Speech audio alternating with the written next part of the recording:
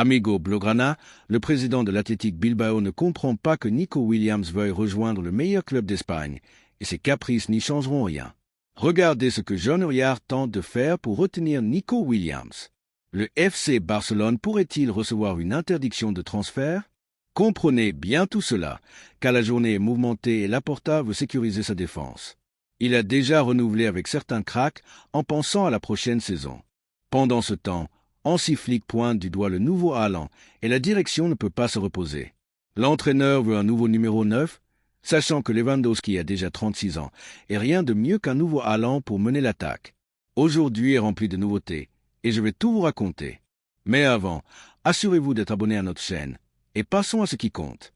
Aficionado culé, préparez-vous, car le moment que nous avons attendu 2 ans avec le cœur à la main et l'âme en compte à rebours est arrivé. Selon le Mundo Deportivo, le FC Barcelone a confirmé que le camp nous rouvrira le 10 août 2025, juste à temps pour notre traditionnel trophée Joan Gamper. Oui, vous avez bien lu, le temple sacré du football, la maison de nos plus grands cracks et des victoires inoubliables, redevient vivant. Et bien que les travaux continuent, rien, je répète, rien n'empêchera cette retrouvaille entre le Barça et son stade historique. La nostalgie est sur le point d'exploser. Depuis mai 2023, quand nous avons remporté la Liga avec le maestro Xavi au commandement, le camp nous est en rénovation. Et depuis, ce fut une torture de jouer à Montjuïc, un test pour les cardiaques. Cette piste d'athlétisme, les gradins éloignés, c'était comme un terrain neutre, les rivaux se moquant de notre maison provisoire. Qu'il rit maintenant, car le géant est de retour avec Hansi Flick aux commandes et un autre titre espagnol en poche. Le Barça revient à la maison. Le stade ne sera pas encore à 100%, mais qui a besoin d'un stade parfait quand on a déjà l'âme, l'histoire et un maillot pesant de victoire?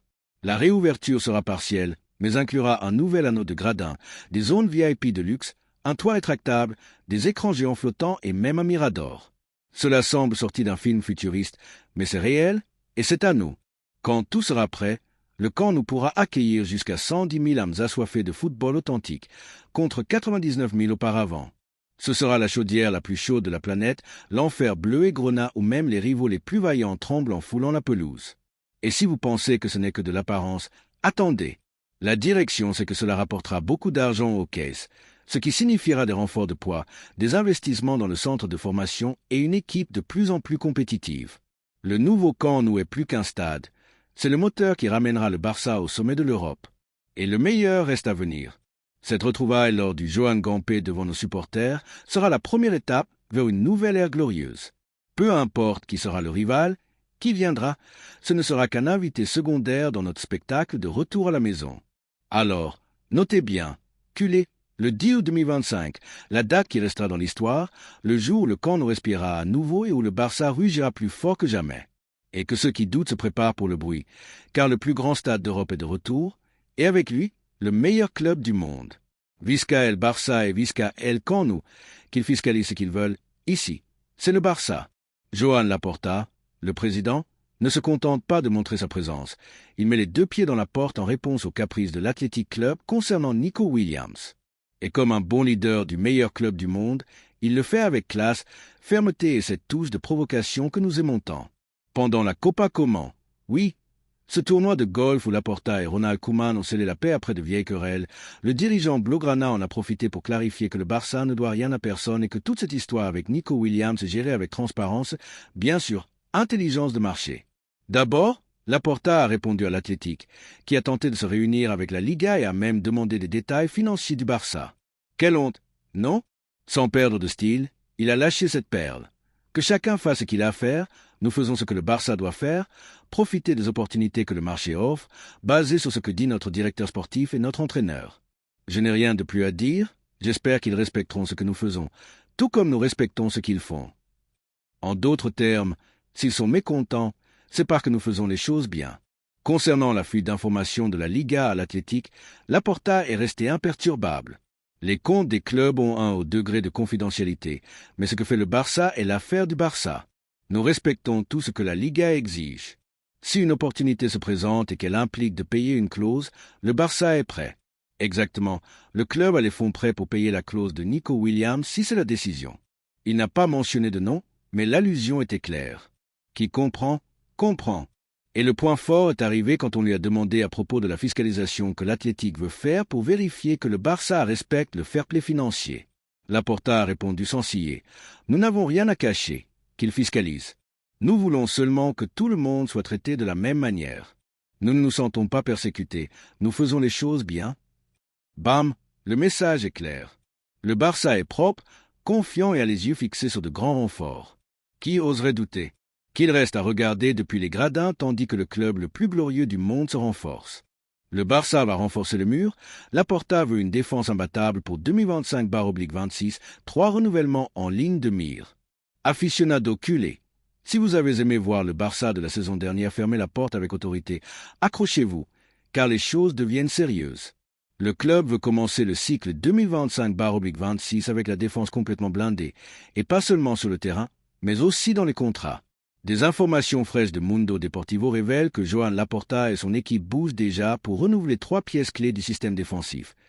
Inigo Martinez, Eric Garcia et Jules Koundé. L'idée est claire, personne n'entre dans la dernière année de contrat sans avoir tout bien attaché. Pas de départ libre ici, seulement de la tranquillité, mais avec un œil sur l'avenir. Avec un contrat jusqu'en 2027, le Français n'est pas un problème à court terme. Cependant, le Barça a déjà montré de l'intérêt à prolonger son lien, car Koundé est une pièce précieuse dans l'équipe, versatile, fiable et avec une bonne chimie avec ses coéquipiers. Selon le journaliste Ben Jacobs, les conversations sont avancées et les deux parties montrent une bonne disposition. Cependant, la prolongation ne sera pas concrétisée sur ce marché, car il y a d'autres priorités, comme l'enregistrement de Joan Garcia si Nico Williams arrive. Mais une fois le marché calmé, la tendance est que Koundé signe son nouveau contrat. Eric Garcia, une prolongation en chemin après une saison en or. S'il y a eu quelqu'un qui a fait taire les critiques et s'est gagné l'affection de Hansi Flick, c'est bien Eric Garcia. Ce défenseur polyvalent catalan a brillé lors de la saison 2024/25, jouant comme défenseur central, latéral et même milieu de terrain. Il a été si décisif qu'il est devenu une priorité pour renouveler son contrat. Son contrat actuel se termine en 2026 et le Barça ne veut pas qu'il entre dans sa dernière année sans sécurité. Les conversations ont déjà commencé et la proposition serait pour 3 saisons. Tout indique que l'accord arrivera rapidement. Eric veut rester, Flick veut qu'il reste et les supporters l'ont adopté. Inigo Martinez, la régularité et l'expérience que le Barça veut maintenir. Avec un contrat jusqu'en 2026, Inigo est un autre qui a démontré sa valeur. Il a joué avec personnalité, a été solide dans les couvertures et a montré pourquoi il est l'un des défenseurs centraux les plus fiables de la campagne passée. La direction ne veut pas prendre de risques et étudie la possibilité de le prolonger d'au moins 1 an de plus pour assurer sa continuité et éviter de le perdre gratuitement. S'il maintient son niveau, il continuera d'être une pièce clé dans la défense. Le reste de la défense est déjà assuré. N'oublions pas que le club a déjà renouvelé Ronald Araujo jusqu'en 2031 et Pau Cubarsí jusqu'en 2029, un duo qui représente le présent et l'avenir de la défense. Alejandro Balde et Gérard Martin comptent également avec des contrats longs. La base du mur est déjà construite. Il ne reste plus qu'à la consolider avec ses 3 pièces et Christensen. Ici, l'histoire change. Le Danois a un contrat jusqu'en juin 2026, mais il pourrait partir cet été. Le Milan est intéressé et, selon les informations, le Barça n'écarte pas son départ. La priorité est de retenir ceux qui ont démontré leur régularité et qui s'intègrent dans le projet. Christensen, pour l'instant, a un futur ouvert. En résumé, le Barça a un plan clair. Construire une défense solide, durable et de valeur. Nous ne verrons plus de joueurs partir gratuitement, ni renforcer les rivaux européens en cadeau. Maintenant, c'est le moment de la planification et du blindage à fond. C'est ainsi que se construit un Barça impénétrable. Nico Williams, le joyau tant convoité, est au cœur des discussions. Le Barça, avec Hansi Flick à sa tête, voit en lui le successeur potentiel de Lewandowski. Imaginez, un jeune talent explosif, rapide et technique, capable d'illuminer le camp nou. Les négociations sont tendues, l'Athletic Bilbao résiste, mais Laporta est déterminé. Le Barça est prêt à activer sa clause de libération, un geste fort qui montre l'ambition du club. Nico, avec son style de jeu électrique, pourrait être la pièce manquante pour ramener le Barça au sommet de l'Europe. Les supporters rêvent déjà de le voir en action, arborant fièrement le maillot blaugrana. Ludovic Ries, un ancien de la Masia, vient de rapporter plus de 1,75 million d'euros au Barça.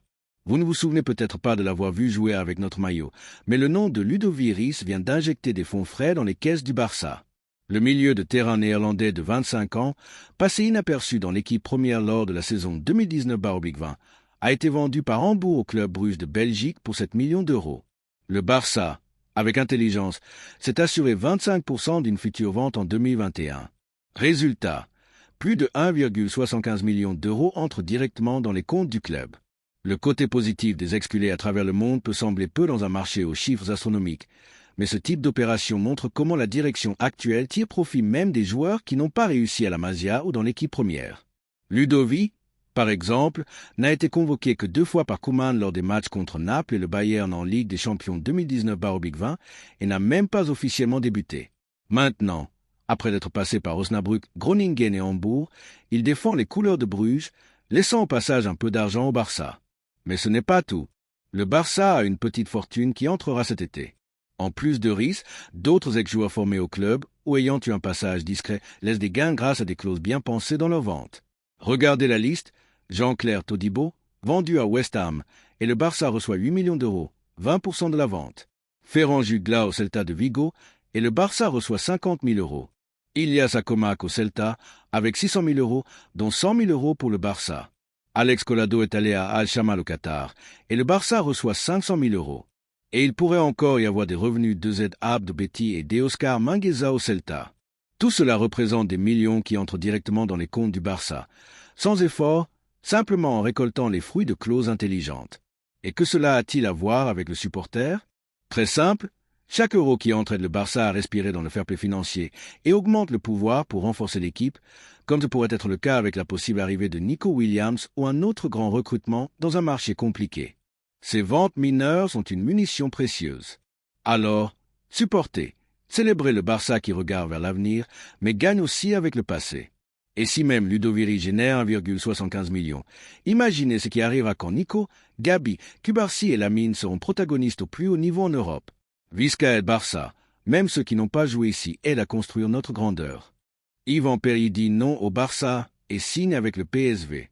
Flick perd une option économique pour l'attaque Blaugrana. Supporter culé, vous pouvez rayer le nom d'Yvan Perry de la liste. Selon le journaliste Fabrizio Romano, le vétéran croate a donné son accord au PSV Eindhoven et est sur le point de signer un contrat de 2 saisons avec l'actuel champion de l'Eredivisie. Adieu au plan B du Barça. Le joueur de 35 ans, qui a brillé sous les ordres de Hansi Flick au Bayern, était vu comme une alternative à bas coût et expérimentée pour renforcer l'équipe, surtout avec un vestiaire rempli de jeunes talents. Mais le club catalan a tardé à se décider et le PSV a été plus rapide. Un profil qui plaisait à Flick, mais que le Barça n'a pas priorisé. Perry aurait pu arriver gratuitement, avec l'envie de contribuer et une grande versatilité, jouant des 2 côtés et même comme milieu de terrain. De plus, il venait de marquer 16 buts et donner 11 passes décisives en 39 matchs, des chiffres respectables, surtout pour son âge. Mais la direction Blaugrana avait et a toujours les yeux fixés sur un autre nom, Nico Williams. En ce moment, toutes les cartes sont mises sur la jeune star de l'Athletic Club et le feuilleton est à son comble. Le Barça veut payer la clause, le club basque veut mettre des bâtons dans les roues et Laporta assure que le fair play financier est sous contrôle. Le temps a donné la victoire au PSV. Avec la pré-saison qui approche et sans une réponse claire du Barça, Perry a opté pour la sécurité et a décidé de rester aux Pays-Bas. On ne peut pas lui en vouloir, il est titulaire indiscutable, a du prestige avec les supporters et une place garantie en Ligue des Champions. Pendant ce temps, le Barça continue de chercher un renfort offensif qui complète le talent de Lamine Yamal, Rafinha, Ferran et compagnie. En résumé, nous avons perdu un joueur expérimenté qui aurait pu aider dans un rôle secondaire, mais nous restons dans la bataille pour un nom qui peut être protagoniste pendant des années. Perry, c'est le passé. Nico, c'est le présent. Si tout va bien, le futur. Maintenant, il faut se concentrer sur ce qui compte, clore au plus vite l'arrivée de la star de Pampelune.